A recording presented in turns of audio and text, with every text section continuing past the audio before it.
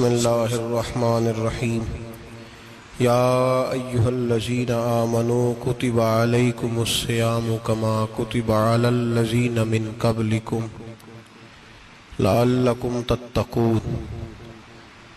قال النبی صلی اللہ علیہ وسلم لکل شیء زکاۃ وزکاۃ الجسد الصوم، او کما قال صلی اللہ علیہ وسلم صدق اللہ العظیم وصدق رسولہ النبی الکریم۔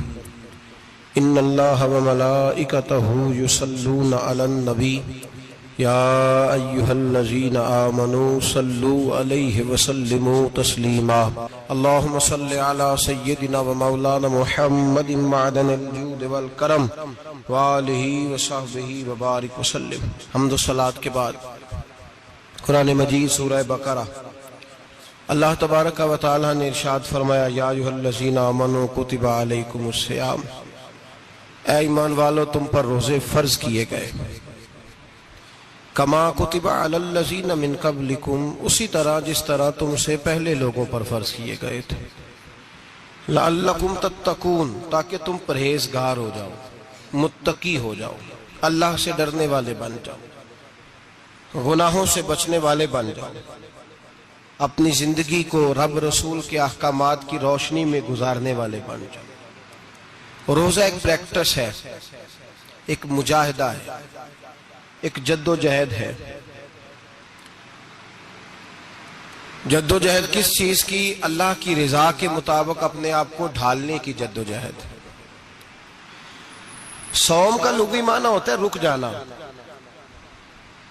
حلال رزق سامنے پڑا ہے، حلال مشروب سامنے پڑا ہے، حلال رشتہ بیوی کا موجود ہے، لیکن ان سب چیزوں سے حالت روزہ میں رکنا، اللہ کی رضا کے لیے رکنا، اس کا نام روزہ ہے۔ صوم کا معنی رکنے کے ہیں، پرہیز کرنے کے ہیں، بچنے کے ہیں۔ ہر چیز موجود ہے لیکن اللہ کا حکم نہیں ہے تو لہٰذا کھا نہیں سکتے۔ تو رب فرماتے جب جائز چیزیں تو میری مرضی کے بغیر میرے حکم کے نہیں کھا سکتا، تو نے رکنا ہے تو حرام کیسے کھا لیتا ہے؟ جب جائز چیز کے لیے تجھے حکم ہے، میں کہوں تو کھائے گا، میں کہوں تو نہیں کھائے گا، میں نے حکم دے دیا جائز ہے، روٹی ہے، کھانا ہے، گوشت ہے، تیری فریج میں پڑا سارا کچھ، تو با اختیار ہے، منہ میں دانت بھی ہیں، ہضم کرنے کو ہاضمہ بھی ہے، بھوک کی شدت بھی ہے، پر میری اجازت کے بغیر تو کھا سکتا۔ روزہ رکھ لیا، اب تجھے حکم نہیں کہ تو کھائے، جب جائز چیز میری مرضی کے بغیر نہیں کھا سکتا تو ناجائز کیسے کھائے گا؟ میرے نبی پاک علیہ السلام نے اپنے خوبصورت الفاظ کے اندر اس مفہوم کو بیان فرمایا۔ محبوب پاک صلی اللہ علیہ وسلم فرماتے جس نے جھوٹ نہیں چھوڑا، غیبت نہیں چھوڑی، برائی نہیں چھوڑی، اللہ کو اس کے بھوکے پیاسے رہنے کی کوئی ضرورت نہیں۔ وہ کاہے کا رکا ہے؟ جب کوئی کام تو اس نے اللہ کی رضا والا کیا نہیں۔ روزہ رکھ کے دغا کر رہا ہے، روزہ رکھ کے جھوٹ بول رہا ہے، روزہ رکھ کے کم ماپ رہا ہے، تول رہا ہے، دھوکہ دے رہا ہے، رشوت لے رہا ہے، فراڈ کر رہا ہے، حرام کا مال کٹھا کر کے کہتا ہے اس میں سے چلو 10 دیگیں بھی پکا دیں گے۔ وہ بھائی جو کام اللہ نے تجھے کرنے کو حکم دیا تھا، جب تو وہ بجا ہی نہیں لا رہا، مقصد روزہ ہی تو حاصل، لعلکم تتقون۔ روزے کا مقصد یہ ہے کہ تو پرہیزگار ہو جائے۔ میرے نبی پاک علیہ السلام کی بارگاہ عالی مرتبت میں 2 عورتیں آئیں، یہ چیزیں کھا لو، کہنے لگی محبوبہ ہم نے روزہ رکھا ہوا ہے۔ فرمایا نہیں تمہارا تو روزہ نہیں ہے، حضور رکھا ہوا ہے روزہ، سحری سے لے کر اب تک کچھ نہیں کھایا، شام تک بھی نہیں کھائیں گی۔ محبوب نے فرمایا ذرا کہہ تو کرو، الٹی تو کرو۔ کہہ کی تو ان کے حلق سے خون بھی نکلا اور گوشت کے لوتھڑے بھی نکلے، پھوٹیاں بھی نکلی۔ نبی پاک نے فرمایا وہاں بیٹھ کے تم نے اپنے جاننے والوں کی غیبت نہیں کی، چغلی نہیں کھائی؟ خاموش ہو گئیں، گردنیں جھک گئیں۔ نبی پاک نے فرمایا تم نے قرآن نہیں پڑھا کہ جو اپنے بھائی کی غیبت کرتا ہے وہ مردہ بھائی کا گوشت کھاتا ہے؟ تو گوشت کھا کے بھی تمہارا روزہ رہ گیا۔ کس طرح کا روزہ ہے کہ صاحب روزہ رکھ کے نہ رکھنے والوں پہ تنقید کر رہے ہیں، تراویاں پڑھ کے نکلے ہیں جو کہتے ہیں میں اکیلا ہی نیک ہوں، باقی تو محلے میں کوئی پڑھتا ہی نہیں۔ یہ کیسا تیرا روزہ ہے کہ تو روزہ رکھ کے تو اس کے مقصد کو نہیں سمجھا؟ لعلکم تتقون، روزہ دار تو وہ ہے کہ روزہ رکھا ہوا ہے، کھانے بھی سے رکا ہے، پینے سے بھی رکا ہے، عمل زوجیہ سے بھی رکا ہے، پھر وہ جھوٹ سے بھی رکے، غیبت سے بھی رکے، بدنگاہی سے بھی رکے، حرام خواری سے بھی رکے ساری چیزوں سے۔ یہ بتلائیے کہ روزے کی حالت میں اپنی بیوی کے پاس جانا منع ہے تو غیر محرم کو دیکھنا جائز ہے؟ ہمارے ٹی وی پہ میں نے پہلے بھی کہا تھا کہ ہم ٹھیکیدار اور ذمہ دار نہیں ہیں مذہب کے۔ یہاں ہمارے آنے سے پہلے بھی کوئی بیٹھا تھا، ہم مریں گے تو یہاں ہم سے بڑے بڑے نیک لوگ بیٹھیں گے، کوئی بندہ ذمہ دار نہیں ہے۔ بڑے بڑے کج کلا، صاحب جبہ و دستار، بڑے بڑے صاحب بصیرت، آئمہ، فقہاء، علماء، زعماء، نقباء، صوفیاء، اولیاء، غوث، کتب، ابدال، اوتاد، کتب الاقطاب، جانے کون کون آئے، علماء آئے، مفسرین آئے، محدثین آئے، گزر گئے۔ ہم تو خاک نشین لوگ ہیں، تھوڑا کام کرنے والے، تھوڑی صلاحیت رکھنے والے۔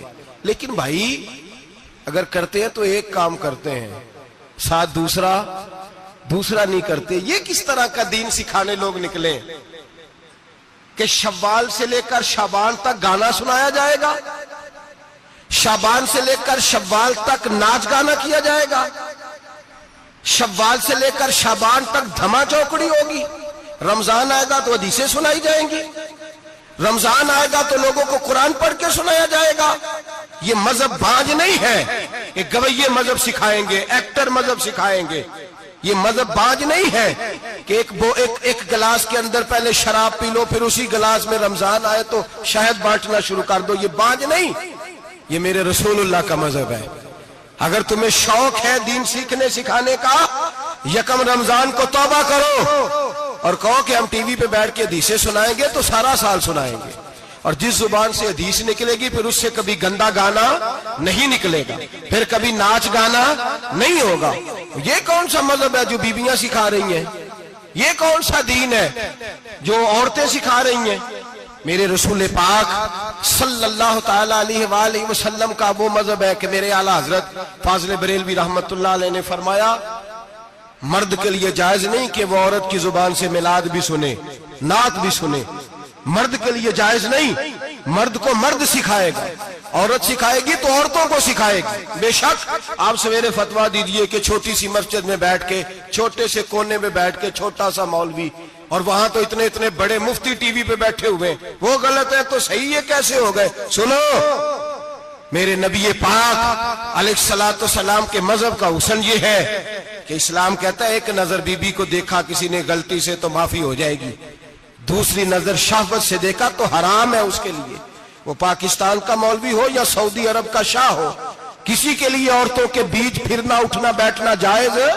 میرے نبی پاک صلی اللہ تعالی علیہ وسلم نے فرمایا ہے میں عورتوں سے مصافحہ کرنے نہیں آیا، اور میرے نبی پاک صلی اللہ علیہ وسلم نے فرمایا ہے، حضور فرماتے لیکن نا کتا بالکل ناپاک نہیں ہوتا، کتے کا تھوک ناپاک ہوتا ہے، یا کتا گیلا ہو جائے تو ناپاک ہوتا ہے، لیکن خنزیر سارا ناپاک ہوتا ہے، کل ناپاک ہے خنزیر۔ نبی پاک نے فرمایا خنزیر بھی ہو اور گند میں لتھڑا ہوا بھی ہو، پیشاب میں لتھڑا ہوا ہو، گوبر میں لتھڑا ہوا ہو، پخانے اور فضلے میں لتھڑا ہوا خنزیر ہو، اس کا جسم تیرے ساتھ ٹکرا جائے تو اتنا برا نہیں جتنا غیر محرم عورت کا وجود تیرے ساتھ ٹکرا جائے تو برا ہے۔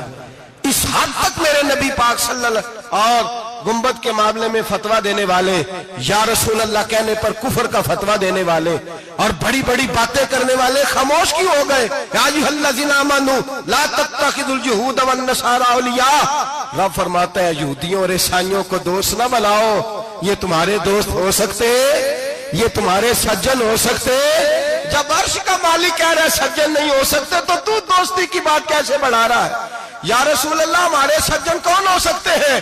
فرمایا تمہارا دوست وہ ہو سکتا ہے جو محمد عربی کا غلامی کرنے والا ہو، جو رسول اللہ کی نوکری کرنا ہو دوست ہوگا، دوسرا دوست ہو سکتا؟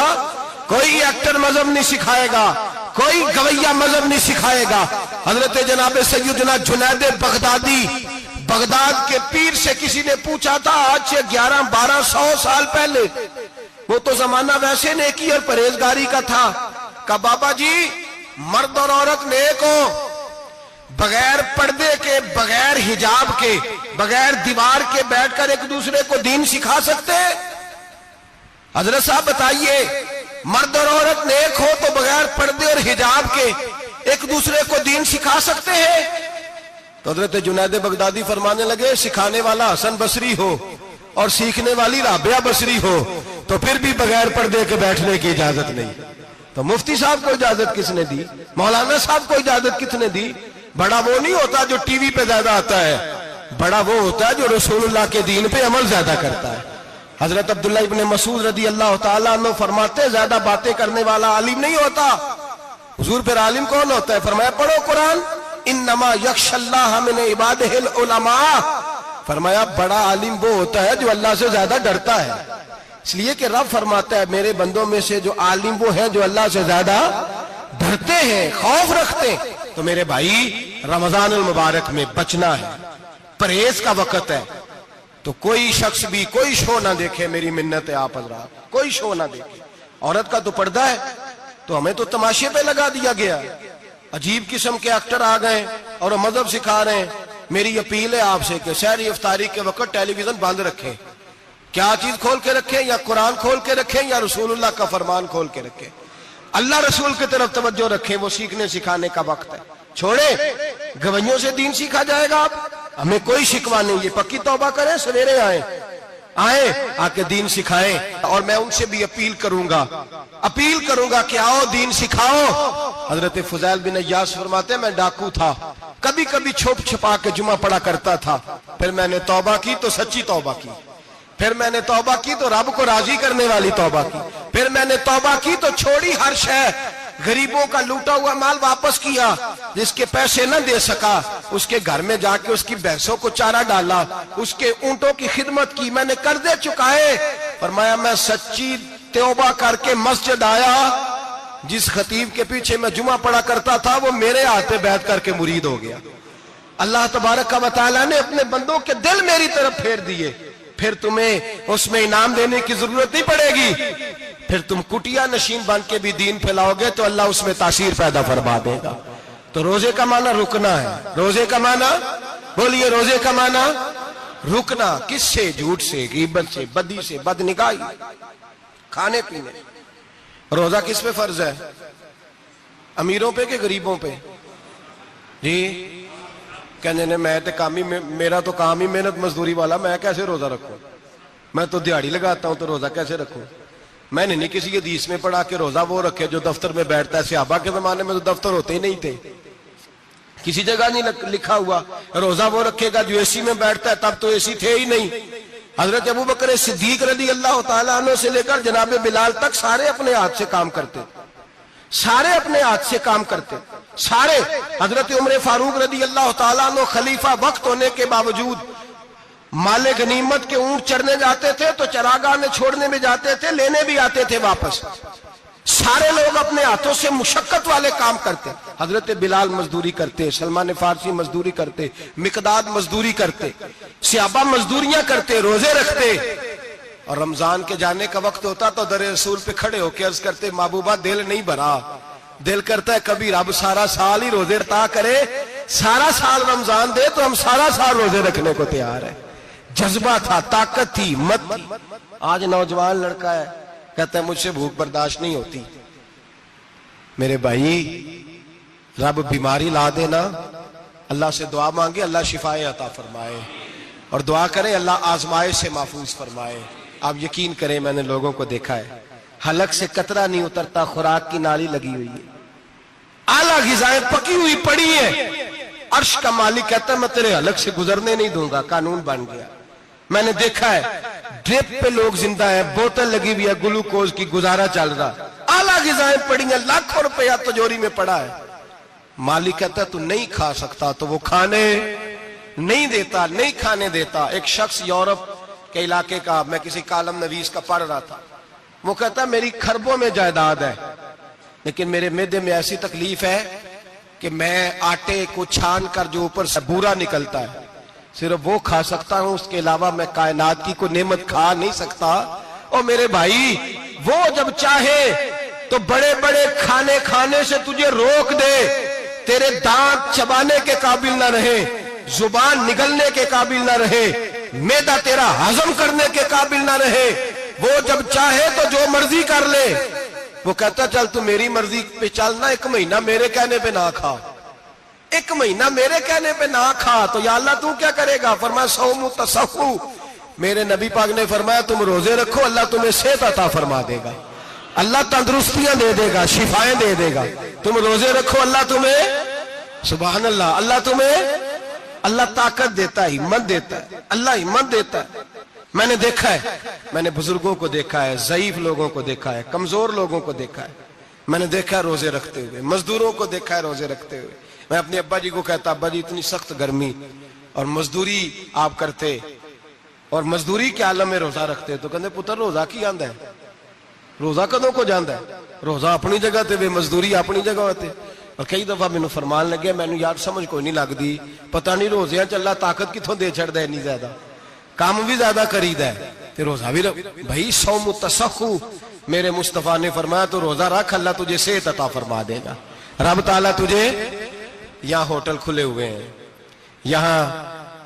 یہاں عجیب حالات ہیں، ہوٹل کھلے ہوئے ہیں، لوگ بہانے ڈھونڈتے پھرتے ہیں، کہتے ہیں کٹ لگ گیا تھا، ذرا تھوڑا سا خون نکل آیا، سنی پلاس لگائی ہے تو روزہ نہیں رکھا، یہ ذرا مجھے تھوڑی دقت ہو گیا تو میں نے روزہ نہیں رکھا، کھانسی لگ گئی ہے تو روزہ نہیں رکھا۔ او خدا کے بندے، روزہ تو نعمت ہے، اور سبحان اللہ میرے نبی پاک نے فرمایا لکل شیء زکات و زکات الجسد الصوم، فرمایا ہر شے کی زکات ہوتی ہے، وجود کی زکات روزہ ہے، روزے رکھو جسم کی زکات نکل جائے گی۔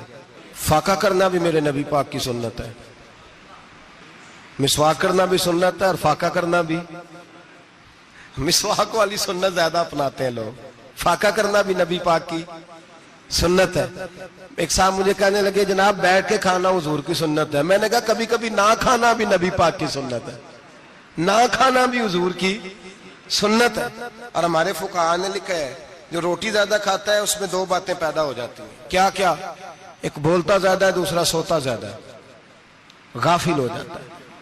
فقہ اور حکیم اطباء ڈاکٹر کہتے ہیں کہ پیٹ خالی رہے نا جس آدمی کا، اس کا حافظہ مضبوط ہوتا ہے، اس کے ذہن کی گرہ کھلتی ہے، زیادہ کھانے سے تو خماری چڑھتی ہے، دماغ ڈھونڈتے پھرنا روٹی کدھر سے آج اچھی ہے، گھر میں نہیں پکی تو ہوٹل چلے جانا، کھانے کے سوا اور کام ہی کوئی نہیں۔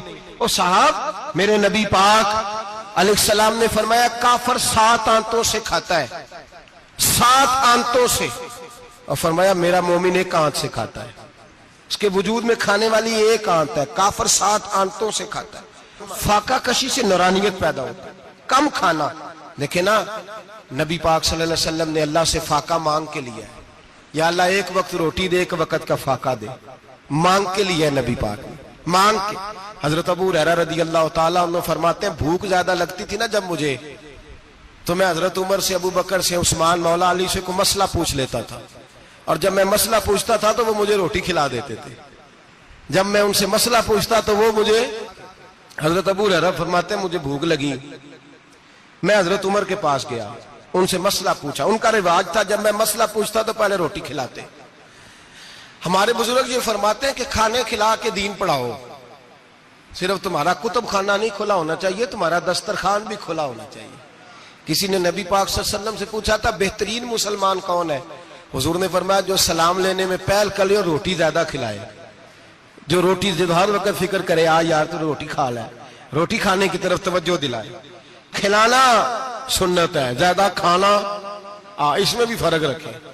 تو نبی پاک صلی اللہ علیہ وسلم کے صحابی حضرت ابو ہریرہ رضی اللہ تعالیٰ عنہ فرماتے ہیں میں نے حضرت عمر سے مسئلہ پوچھا، میں نے کہا حضور مسئلہ بتائیں، تو کہتے پہلے ان کی عادت تھی جب میں مسئلہ پوچھتا تو روٹی بھی کھلاتے، آج انہوں نے مسئلہ ہی بتایا ہے، روٹی کوئی نہیں کھلائی۔ تو مجھے کہنے لگے ابو ہریرہ تو سوچتا ہوگا روٹی نہیں اس نے پوچھی، تو نے کب سے کھانا نہیں کھایا؟ میں نے کہا آج صبح سے۔ تو جناب عمر کہنے لگے میں نے کل صبح سے نہیں کھایا۔ چل ابو بکر صدیق کے گھر مسئلہ پوچھتے ہیں، کہتے جناب صدیق اکبر کے دروازے پہ گئے، جا کر کے ان سے مسئلہ پوچھا۔ ان کی بھی عادت تھی جب کوئی مسئلہ پوچھنے جاتے تو دسترخوان بچھا لیتے، کہتے آؤ روٹی بھی کھلاتا ہوں مسئلے بھی بتاتا ہوں۔ کہتے ہیں گئے تو انہوں نے بھی مسئلہ بتایا، روٹی کوئی نہ پوچھی۔ تو کہنے لگے عمر ابو ہریرہ تم لوگوں نے کل پرسوں سے نہیں نہ کھایا ہوگا، اور ابو بکر کو 4 دن گزر گئے ہیں۔ تھوڑا سا دودھ ملا ہے یا کھجور ملی ہے، روٹی کوئی نہیں ملی، چلو در رسول پہ چلتے، آؤ حضور کی بارگاہ میں۔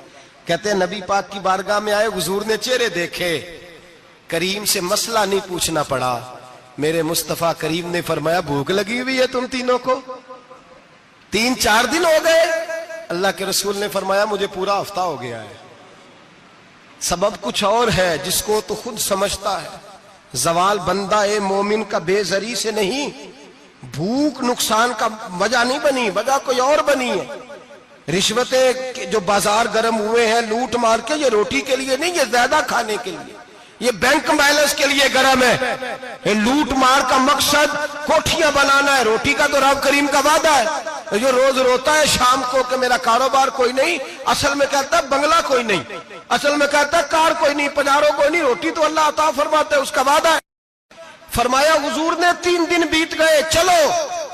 میرا بے تکلف صحابی ہے ابو الحسن انصاری، وہ بڑے نصیب والے ہوتے ہیں جن کو میرے نبی پاک خود کہتے تھے کہ تیری فلانی ذمہ داری ہے۔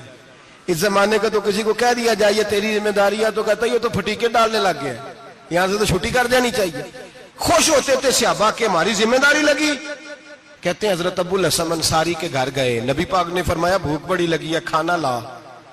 کہتے ہیں حضور نے اسے کہا تو اس آدمی کو تو وجد ہی ہو گیا، اس نے کہا میرے اتنے نصیب کہ حضور کا یہ کھانا کھلا۔ آؤ دیکھو دنیا والوں، آج جو سب سے زیادہ عزت والا ہے وہ میرا مہمان بنا ہوا ہے۔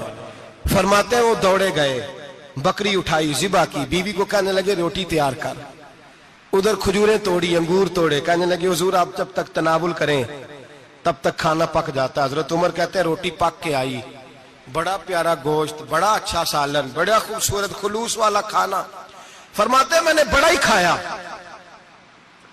نبی پاک نے نہ ایک روٹی لی اور چھوٹی چپاتی، تھوڑا تھوڑا سالن کونوں سے، اور جب نبی پاک نے کھا لیا تو حضور کی آنکھوں میں آنسو آئے۔ حضرت عمر کہنے لگے حضور روئے کیوں؟ نبی پاک نے فرمایا سوچتا ہوں 7 دن کے فاقے کے بعد کھایا ہے، پر ڈرتا ہوں رب اس کا حساب پوچھے گا تو جواب کیسے دینا ہے، اس کا حساب بھی تو دینا ہے نا جو کھایا ہے۔ تو حضرت عمر فاروق کے ہاتھ میں کچھ چیز تھی، زور سے زمین پہ ماری، کا محبوبہ 7 دن کے بعد بھی روٹی کھائے تو حساب دینا ہے۔ نبی پاک فرمانے لگے عمر وہ مالک ہے نا، تو جب دیتا ہے تو حساب نہیں لے سکتا، حساب تو دینا ہے، حساب تو دینا ہے، تیاری رکھو۔ صحابہ کرام فرماتے ہم نے ارادہ کیا کہ آج کے بعد ہم پھر فاقے کریں گے، کم کھائیں گے، اس لیے کہ حساب دینا ہے۔ میرے بھائی وہ فاقہ کشی کرتے تھے، ڈرتے تھے۔ یہاں تو لوگ کھا کے بیمار ہیں، کھاتے جا رہے ہیں، سوتے جا رہے ہیں، کھاتے جا رہے ہیں، سوتے جا رہے ہیں۔ یہ بھی وقت آئے گا رمضان شریف کا، سویرے درس پہ آؤ کہتے نیند بڑی آتی ہے، سویرے 2 سپارے پڑھ کے سویا کرو کہتے صاحب نیند بڑی آتی ہے، فجر کے بعد جو تو وقت ہوتا ہے اللہ اللہ کرنے کا، شہری کا، کھاتے جا رہے ہیں، سوتے۔ لوگ جماعت سے نماز نہیں پڑھتے سو جاتے، جماعت کا ثواب چھوڑ کے سو جائیں گے۔ بھائی رمضان مبارک میں فاقہ کشی کی ٹریننگ ہوتی ہے، فاقہ کشی کی تربیت لے، رمضان میں روکے اپنے آپ کو، تربیت ہوگی۔ اور ہمارے صوفیاء فرماتے ہیں جو زیادہ کھاتا ہے اس کا نفس اس کو زیادہ پہ مائل کرتا ہے، خواہشات نفس پیدا ہوتی ہیں۔ میرے نبی پاک علیہ السلام نے جوانوں کو حکم دیا ہے، یا معاشر الشباب، او جوانوں، یا رسول اللہ کیا حکم ہے؟ فرمایا یا نکاح کر لو اگر طاقت ہے، نہیں طاقت تو روزے رکھو۔ حضور روزے سے کیا ہوگا؟ فرمایا تمہارا نفس کچلا جائے گا، شیطان وسوسہ اندوزی نہیں کرے گا۔ آج نوجوان بڑھ بڑھ کے کھاتا ہے، بہت زیادہ کھاتا ہے، کبھی اس ہوٹل سے کھاتا ہے، کبھی اس ہوٹل سے کھاتا ہے۔ اتنا زیادہ کھائیں گے تو نفسانی قوتیں اچھل کر کے آئیں گی، مشکل ہو جائے گا۔ شادیاں دیر سے ہوتی ہیں، ماں باپ آنکھیں بند کر کے بیٹھے ہوئے ہیں۔ اگر ماں باپ کی ذمہ داری ہو اور ماں باپ نکاح نہ کرے تو نبی پاک نے فرمایا بچے گناہ کریں گے تو جتنا گناہ بچے کو اتنا باپ کو بھی ہوگا۔ تو ماں باپ چپ ہیں، دوسرا شادی مشکل بڑی ہے، مہنگی بڑی، اور تیسرا نہیں کر رہے کچھ لوگ تو روزے بھی نہیں رکھ رہے۔ تو رمضان ان کے لیے بھی وقت ہے، نفسانی قوتیں کچلی جائیں گی، کھانا جتنا کم کھایا جائے گا اتنا وجود کے اندر نفسانی خواہشات کم پیدا ہوں گی۔ تو رمضان تو پریکٹس ہے مجاہدے کی، دین کی۔ اور دوسرا میرے حبیب پاک صلی اللہ علیہ وسلم نے فرمایا ہے، حضور فرماتے ہیں کہ رمضان اور قرآن کا آپس میں رشتہ ہے۔ قرآن پاک کتنا پڑھنا چاہیے روزانہ؟ زیادہ سے اللہ جزا دے. امید ہے آپ زیادہ سے زیادہ ہی پڑھتے ہوں گے. بھائی سنیں، حدیث مبارکہ میں نبی پاک نے فرمایا رمضان اور قرآن دونوں مل کے نا، بڑی پیاری حدیث ہے، فرمایا دونوں مل کے اللہ کی بارگاہ میں میری امت کی سفارش کریں گے. رمضان اور اللہ اکبر. کس طرح؟ نبی پاک فرماتے ہیں رمضان کہے گا اے اللہ دن کے وقت میں نے اسے تیری رضا کے لیے کھانے پینے سے باز رکھا، اور قرآن کہے گا یا اللہ رات کو تیری رضا کے لیے کھڑا ہو کے یہ قرآن سنتا تھا. رمضان اور قرآن دونوں سفارش کریں گے. ہم نا بڑا کچھ پڑھتے ہیں، سنتے ہیں، سیکھتے ہیں. اب یقین کریں یہ کھاتے بھائی کا بھائی سے اختلاف ہو جانا تو وہ 30 سال پرانے کھاتے کھول کے لے آتا ہے، ساری رات ڈھونڈتا ہے کہ میرے پیسے کہاں سے نکلتے ہیں، پڑھ لیتا ہے. قرآن پاک کی باری آتی ہے تو نہیں پڑھتے قرآن پاک. ابا جی کا ختم ہوتا ہے تو مانگتے پھرتے ہیں، کہتے 2 قرآن پاک 10 قرآن پاک. یہ باتیں بتانی نہیں چاہیے، کرنی نہیں چاہیے، لیکن چونکہ تربیت کے لیے بیٹھا ہوں تو کر دیتا ہوں. میرے شاگردوں سے پوچھیں، یہاں مدرسہ ہے الحمدللہ، درجنوں طلباء ہیں، اساتذہ ہیں، میرے پیر بھائی ہیں، اور میرا یہ دعویٰ ہے کہ شاید کوئی کسی سے اتنا پیار کرتا ہو جتنے میرے شاگرد اور مرید مجھ سے کرتے ہیں. لیکن میں نے کبھی کسی سے نہیں کہا کہ ذرا سورت فاتحہ پڑھ کے دینا، میں نے اپنے ابا جی کو ثواب دینا ہے. پوچھ لیں کسی سے، کسی سے نہیں کبھی کہا، کبھی نہیں میں نے کہا کہ ذرا مجھے تھوڑا سا قرآن پڑھ دیں. میں اس کو ناجائز نہیں کہتا، پڑھوانا چاہیے، لیکن میں اپنے والدین کے لیے کبھی سوال نہیں کرتا کہ مجھے ذرا پڑھ کے دو، میں نے بخشنا ہے، اس لیے کہ میں نے ذاتی طور پہ روٹین بنائی ہے. میں سمجھتا ہوں کہ کائنات کے اندر میرے اوپر جن لوگوں نے احسان کیے ان میں سب سے زیادہ حصہ میرے ماں باپ کا ہے. میں سمجھتا ہوں اس بات، کتنا نالائق ہوں میں کہ میں 1 مہینے میں ایک قرآن پاک بھی پڑھ کے ان کی روح کو احسان نہیں کر سکتا. میرا یہ طریقہ ہے ذاتی، میں قدغن نہیں لگاتا، میرا ذاتی طریقہ یہ الحمد سے شروع کرو اور 2 سورتیں چھوڑ کے قرآن پاک ختم کر دو آخری، اور پھر فلق اور ناس صورتیں ساتھ لے جاؤ. یہاں بیٹھ کے سالے ثواب نہیں کرنا، ختم نہیں دلانا، ساتھ لے جاؤ، قبر پہ کھڑے ہو جاؤ اور فلق اور ناس صورتیں قبر پہ بیٹھ کے تلاوت کرو، اور جو قرآن مجید پڑھا ہے ان کی روح کو وہاں احسال کرو. او بھائی، اولاد جب ماں باپ کے لیے پڑھتی ہے تو اسے کہنا نہیں پڑتا اللہ بخش دے، اس لیے کہ اولاد کی نیکیاں خود بخود ماں باپ کے کھاتے میں جمع ہوتی ہیں، خود نیکیاں جمع ہوتی ہیں. میرے بھائی تو بچوں سے یہ تو مطالبہ کرتا ہے کہ بیٹا اس سال رمضان المبارک میں میرے لیے ستو ضرور بنانا، فلانی چٹنی ضرور تیار کرنا. یہ کیوں نہیں کہتا بیوی سے کہ ڈشیں کم بنانا، تو بھی بیٹھ کے قرآن پاک پڑھ، میں بھی قرآن پاک پڑھتا ہوں. ادھر آؤ بیٹا یہاں بیٹھ کے تلاوت کرو، میں بھی کرتا ہوں. بیٹی ادھر آؤ بیٹھ کے قرآن پاک پڑھو. کتنا وقت لگتا ہے؟ حافظ اور قاری اور علماء اگر پڑھے تو 20-25 منٹ لگتے ہیں قرآن پاک کا سپارہ پڑھنے، اور اٹک اٹک کے پڑھنے والا بھی پڑھے تو 1 گھنٹہ لگ جائے گا. اور میرے نبی پاک صلی اللہ علیہ وسلم نے فرمایا جو قرآن پڑھتے ہوئے اٹکتا ہے اللہ اسے ڈبل ثواب عطا فرماتا ہے. فرمایا جو زبانی پڑھے سنگل ثواب، جو دیکھ کے پڑھے اسے ڈبل ثواب. حضور کیوں؟ فرمایا اس لیے کہ میرا قرآن دیکھنے پہ بھی اللہ ثواب عطا فرماتا ہے، قرآن دیکھنے پہ بھی اللہ ثواب دیتا ہے، دیکھنے کا بھی ثواب. رمضان شریف میں قرآن پاک پڑھے، کھول کے پڑھے. اور میرے بھائی اگر تیرا بچہ پڑھے، اگر تیری بیٹی پڑھے، کائنات کا خوش نصیب باپ وہ ہے کہ بیٹا قرآن پڑھے، چاہے ناظرہ ہی پڑھے. جس کی بیٹی پڑھے، زندگی میں انہیں اس کام پہ لگا جاؤ، مرنے کے بعد بھی پڑھیں گے. امام جلال الدین سیوطی شافعی رحمت اللہ علیہ فرماتے حضرت عیسیٰ قبر کے پاس سے گزرے، قبر پہ عذاب ہو رہا تھا، اللہ کا غضب برس رہا تھا. جناب عیسیٰ استغفار پڑھتے ڈرتے گزر گئے. تھوڑی دیر کے بعد، چند گھنٹوں کے بعد گزرے تو اسی قبر پہ پھول کھلے ہوئے تھے، رحمت برس رہی تھی. حضرت عیسیٰ علیہ السلام عرض کرنے لگے مولا تو بے نیاز ہے، میری طاقت نہیں تیرے کاموں میں بولنے کی، پر ابھی تو یہاں عذاب ہو رہا تھا، ابھی رحمت برس رہی ہے. جناب عیسیٰ کہتے ہیں آواز خدا بندی آئی، عیسیٰ بندہ بڑا گناہگار تھا، پاپی تھا، مجرم تھا، خطا کار تھا، لیکن جب اس کا انتقال ہوا، اس کی بیوی حاملہ تھی، اس کے پیٹ میں بچہ تھا، بچہ اس کے انتقال کے بعد پیدا ہوا. آج وہ 4-4.5 سال کا ہوا ہے، مکتب میں گیا ہے، مدرسہ میں گیا ہے، استاد نے بسم اللہ شریف پڑھائی ہے. فرمایا اس نے توتلی زبان سے کہا ہے بسم اللہ الرحمن الرحیم. کہا عیسیٰ مجھے بتلا اس زمین پر وہ معصوم جسے ابھی رحمان اور رحیم کہنا نہیں آتا، وہ توتلی زبان سے مجھے رحمان اور رحیم کہے. اور میں اسی زمین پہ اس کے باپ کو عذاب دوں؟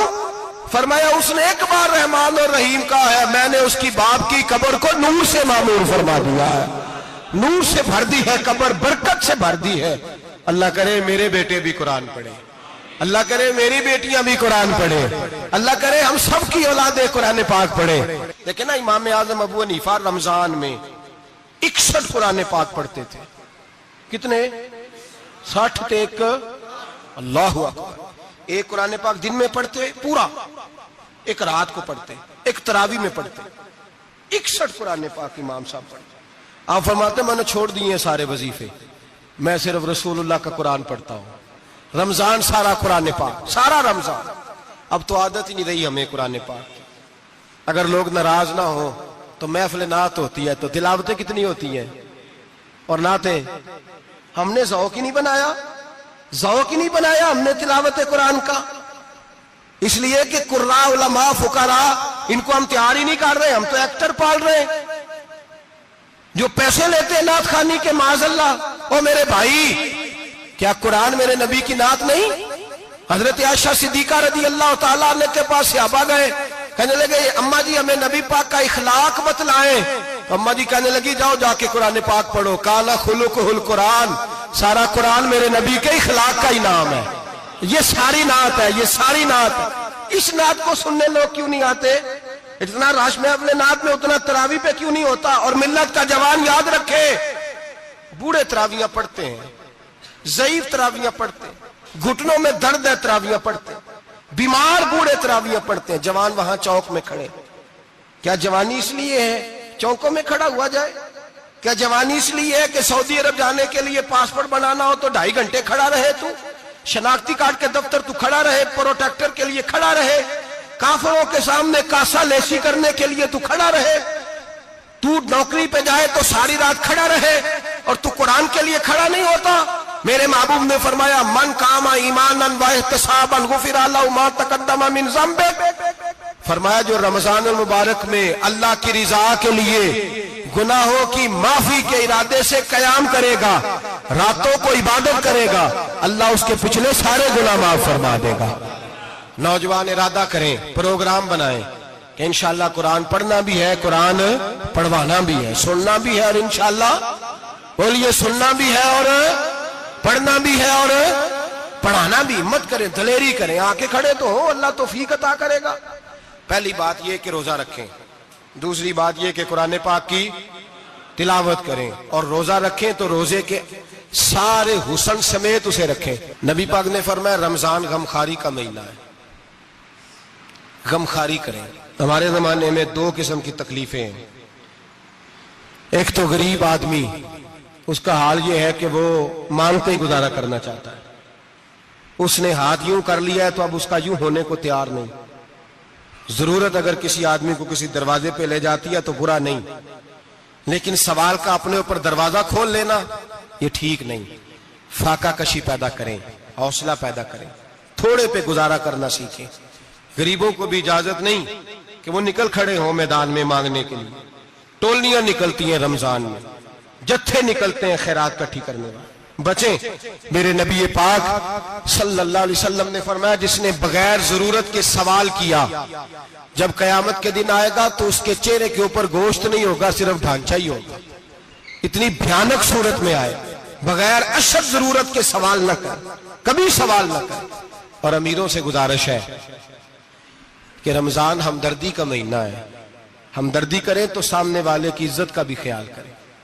یہ بات درست ہے کہ غریب سیاڑا نہیں ہوتا، اس لیے کہ جس کی جیب میں پیسے نہیں ہوتے بھائی اسے عقل بھی نہیں ہوتی، جس کے گھر کار نہیں ہوتی اسے چلانے کا طریقہ، جس کے گھر اوون نہیں ہوتا اسے چلانے کا طریقہ بھی نہیں آتا، جس کے گھر میں چیزیں ہوتی ہیں اسے چلانا بھی آ جاتا ہے، جدے گھر دانے اودے کملے بھی اس کے سیانے ہو جاتے ہیں۔ تو چودھری صاحب، سیٹھ صاحب، نواب صاحب آٹا تقسیم کرتے ہیں، کھڑے ہو کے فوٹو کھچاتے ہیں، فیس بک پہ دیتے ہیں، اور ایک آٹے کا تھیلا اور 10 اخباروں میں فوٹو۔ اللہ سے ڈریں، رمضان ہمدردی کا مہینہ، ہمدردی کا، غریب کو دیں تو اس کی عزت کو رسوا نہ کریں۔ میرے نبی پاک علیہ السلام کے صحابی حضرت عبداللہ ابن عمر رضی اللہ تعالیٰ عنہ ڈھونڈ کے لاتے تھے مسکینوں کو، ڈھونڈ کے، اور جب لاتے تھے تو اپنے دسترخوان پر بٹھا کر اپنے ساتھ افطاری کرایا کرتے تھے. اور پھر فرمایا اللہ تعالیٰ نے لن تنالوا البر حتی تنفقوا مما تحبون، اللہ کے راستے میں وہ چیز دینی ہے جو تمہیں زیادہ پیاری ہو. کون سی چیز جو تمہیں؟ میں تھوڑا سا بے باک ہوں، بعض دوستوں کے ساتھ، سب کے ساتھ نہیں. ایک دوست مدرسے میں گھی دینے آئے ایک دفعہ، تو وہ والا گھی دے گئے جو سب سے سستا تھا. تو میں نے کہا مجھے دیانتداری سے بچائے، آپ یہی کھاتے ہیں گھر میں؟ کہنے لگے نہیں. تو میں نے کہا پھر ہم نے بچے مارنے کے لیے تو نہیں نا رکھے ہوئے، کیا وہ والا گھی اللہ کے راستے میں پیاری چیز دے رہی ہے نا، اس لیے گلے گلے نوٹ لوگ مسجد کے گلے میں ڈال جاتے ہیں، پھٹے ہوئے ڈال جاتے ہیں، کہتے ہیں جوڑ لیں گے مولوی صاحب. اور خدا کے بندے پیاری چیز دینی تھی تو نے، اور تو نے اس کا ترجمہ الٹ کر لیا ہے. سمجھ لیں رمضان المبارک میں کسی غریب کی مدد کرنی ہے تو ساتھ اس کی عزت بھی کرنی ہے. نبی پاک علیہ السلام کے دروازے پر جب سے، یہ جملہ ایک ہے لیکن بڑا قیمتی ہے، صحابہ کہتے ہیں جب ہم دروازہ رسول پہ جاتے تھے خیرات بھی ملتی تھی اور عزت بھی ملتی تھی. خود بھیک دے خود ہی کہیں منگتے کا بھلا ہو، خیرات بھی ملتی تھی اور عزت بھی ملتی تھی. نبی پاک ساتھ عزت بھی دیتے تھے، مسکین کو غریب کو دیں اور خیر خائی کریں. جوتے بیچنے والے جوتوں کے ریٹ سستے کریں، کپڑا بیچنے والے کپڑے کا ریٹ، درزی صاحب بھی ریٹ سستا کریں، دکاندار بھی چیزوں کا ریٹ، حکیم صاحب پیسے کم لیں، ڈاکٹر پیسے کم کریں، حکومت نرخوں میں کمی کرے، اور یہ کام اجتماعی طور پہ کریں. میرے نبی پاک نے فرمایا رمضان غمخواری کا مہینہ ہے، اس میں غمخواری کرنی ہے، دوسرے کا خیال کریں، اظہار کریں، قربانی کریں. یہاں ہر چیز کا ریٹ بڑھ جاتا ہے رمضان شریف میں. ہر آدمی کہتا ہے میرا سیزن آ گیا ہے، توجہ بڑھائیں، خیال کریں، غمخواری کا مہینہ ہے. اور پھر آپ لوگوں سے یہ بھی گزارش ہے کہ رمضان المبارک کا جب مہینہ آئے تو جس آدمی کے ساتھ نیکی کرنی ہے وقت پہ کریں. کسی غریب کو پیسے دینے ہیں، کپڑے دینے ہیں تو یکم رمضان کو دیں. میں اکثر دوستوں سے پوچھتا ہوں، میں کہتا ہوں قاری صاحب نو جوڑا کدو دیندے ہو؟ کہندے ستیویں والے دن. میں کہ مینوں لگ گئی سمجھ، تہاڈی سازش ہے کہ جڑے سواں کے پا نہ لوے. ایویں مولوی چودھری صاحب دے نال دے کپڑے پا لے تے کتنے لکھیا ہے اینوں دینا ہے ستیویں. تسی دسو ستیویں والے دن کو درزی سی کے دیندا ہے، انہوں 3 گنا بھی پیسے دئیے تو کہندا جڑے باقی نے انہاں دے نہیں بٹن پہ لگ دے میرے کولوں، کتھوں جوڑا سی کے. تو کس دن دیتے ہو قاری صاحب کو؟ کیا مقصد ہے؟ پہننے کے لیے دے رہے ہو یا اس لیے دے رہے ہو کہ نہ پہن سکے؟ تو بھائی آپ جب کسی کو کچھ چیز دیں گے تو کب دیں گے؟ جب وہ استعمال کر سکے. غریب کو لوگ فطرانہ دینے جاتے ہیں عید سے 1 دن پہلے، تو کیا کرے گا اس کا؟ وہ نہ تو کپڑے خرید سکا نہ روٹی لا سکا. بلکہ میرے حضرت صاحب فرماتے ہیں رمضان سے پہلے دے دو، رمضان کی نیت کر کے رمضان سے 1-2 دن پہلے دے دو، اللہ رمضان جتنا ثواب ہی عطا فرمائے گا. رمضان سے پہلے دو جس کو کچھ ہے دن، قبل از وقت تیاری کرو.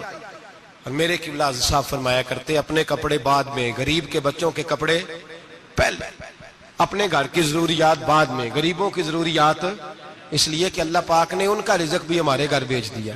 ہماری ڈیوٹی لگائی ہے کہ تم نے بانٹنا، بانٹنے والے بنو. اور یہ ذہن بنائے کہ پتہ نہیں کس کا حصہ تھا جو اللہ نے میرے گھر بھیجا. یہ ذہن بنا کے بانٹ. اور جس کو دینے جائیں، ہاں آپ کو اجازت ہے تھوڑا بہت پتہ کرنے کی، لیکن تھوڑا بہت تفتیش کرنے کی اجازت، بال کی کھال اتارنے کی اجازت. میں نے دیکھا ہے لوگ غریبوں کا انٹرویو لیتے ہیں، تیرا تو فلانا کمانے والا نہیں، تیرا تو فلاں بچہ. او بھائی بہت سارے غریب ایسے ہیں، بڑے ہیں جو کمانے کی کوشش کرتے ہیں لیکن ان کا سبب نہیں بنتا. ہاں ہے ایسے لوگ جو سعودی عرب چلے گئے ہیں، کہتے ہیں تیرا تو فلاں باہر نہیں گیا ہے، گیا ہے، لیکن سارے سعودی عرب جانے والے بھی مال کمانے کی طاقت نہیں رکھتے. کئی وہاں بھی بیٹھ کے بیچارے قرضوں میں الجھے ہوئے ہیں، وہاں والوں کے ظلم کا شکار ہیں، بہت ساری آزمائشوں میں. تو تفتیش کرتا ہے. میرے امام شافعی کا ایک جملہ اگر آپ کو یاد رہ گیا تو بات بن جائے گی. امام شافعی رحمت اللہ، بلکہ حضرت غوث اعظم جیلانی کے پاس وہ بات آپ کو زیادہ فائدہ دے گی. حضرت غوث اعظم جیلانی کو ان کا ایک مرید سمجھانے لگ گیا، کہنے لگا حضرت جی آپ سب کو دیتے رہتے ہیں، ہر بندہ مستحق نہیں ہوتا، ذرا ٹٹول کے دیا کریں. تو غوث اعظم جیلانی فرمانے لگے بھائی مجھے تو لگتا ہے تو بھی ان چیزوں کا مستحق نہیں تھا جو اللہ نے تجھے عطا کر دی ہے. پہلے تو بتا تو مستحق تھا، تجھے اپنی حیثیت اوقات کا پتہ ہے جو اللہ نے تجھے دے دی ہے؟ طاقت تھی، کوالٹی تھی، تیرے اندر وہ صلاحیت تھی. رب نے تو نہیں تیری تفتیش کی کہ تو قابل ہے کہ نہیں، تو اللہ کے بندوں کی تفتیش کرتا پڑتا ہے. امام شافعی فرمایا کرتے، امام شافعی فرماتے رب تجھے پرکھ کے نہیں دیتا، ٹٹول کے نہیں دیتا، رسوا کر کے نہیں دیتا، تو غریبوں کے ساتھ یہ سارا ظلم کیوں کرتا ہے؟ بس پتہ چل گیا وہ ضرورت مند ہے تو دے، اس لیے کہ اجر تجھے غریب نے نہیں دینا، اجر اللہ نے دینا ہے، اور اللہ اجر عمل پہ نہیں دیتا، اللہ تو نیت پہ اجر عطا فرماتا ہے۔ تو نیت دیکھ تیری کس طرح کی، تو میرے بھائی غریب کو دے، قبل از وقت دے۔ رمضان مبارک میں چوتھا کام، بات آخری اور چوتھا کام سنیں، رمضان میں دین سیکھیں۔ شیطان قید ہوتا ہے زیادہ سے زیادہ، اور جب آدمیوں کا پیٹ خالی ہوتا ہے نا تو ذہن جو ہوتا ہے نا وہ بھی اس کا فریش ہوتا ہے، اس میں کوشش کریں دین سیکھنے کی۔ میرے نبی کریم صلی اللہ علیہ وسلم نے اس دین کو علم کا دین قرار دیا ہے، شعور کا دین قرار دیا ہے، فہم کا دین قرار دیا ہے۔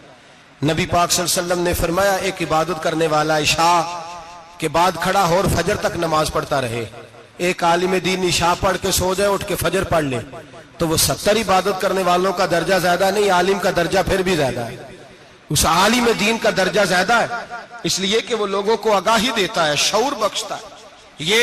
یہ دین جو ہے یہ، اور نبی پاک صلی اللہ علیہ وسلم نے فرمایا عبادت کرنے والے پر عالم کا درجہ اتنا ہی زیادہ ہے جتنا میرا درجہ اپنے غلاموں پر زیادہ ہے۔ عالم کو حضور نے اتنا بڑا مقام دیا۔ دین سیکھیں، شعور حاصل کریں، یہ فقاہت کا دین ہے، شعور حاصل کرنے کا دین ہے۔